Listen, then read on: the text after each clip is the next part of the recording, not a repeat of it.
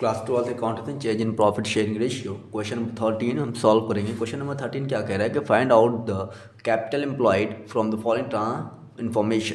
हमें capital employed पता करना है। नॉर्मल रेट ऑफ रिटर्न आपका दिया हुआ है, प्रॉफिट 3 साल का दिया हुआ है, गुडविल वैल्यू भी दिया है 3 साल का 1,50,000।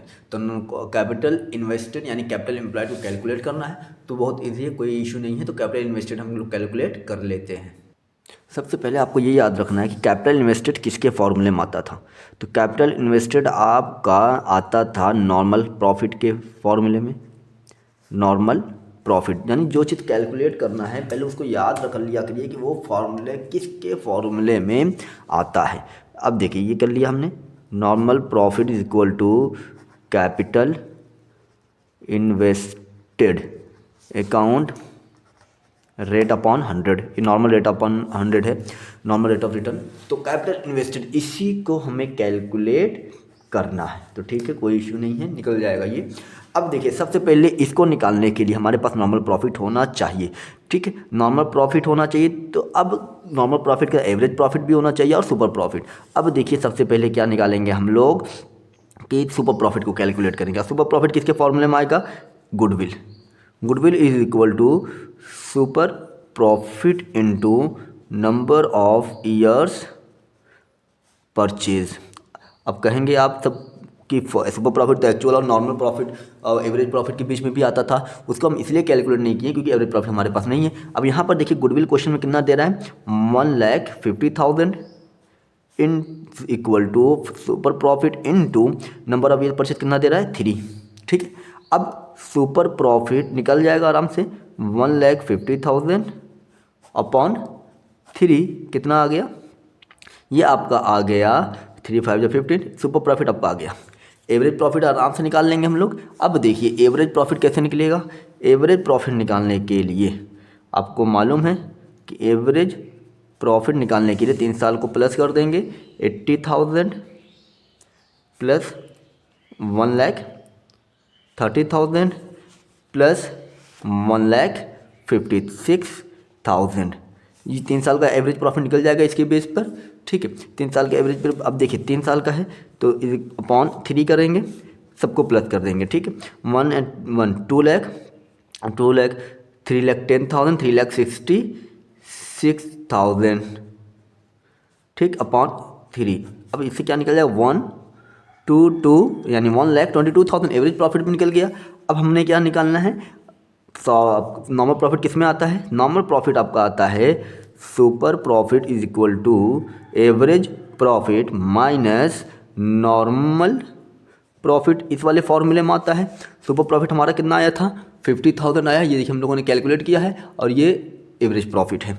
अब नॉर्मल प्रॉफिट आया है आपका 50,000। ठीक, is equal to average profit minus normal profit. Normal profit कितना है? आप सॉरी, एवरेज प्रॉफिट तो हमारे पास है, नॉर्मल प्रॉफिट तो निकालना ही था। तो एवरेज प्रॉफिट कितना आया है? 1,22,000 माइनस नॉर्मल प्रॉफिट। ठीक, अब नॉर्मल प्रॉफिट निकाल सकते हैं कि नहीं निकाल सकते हैं? Normal profit is equal to 1,22,000 minus 50,000।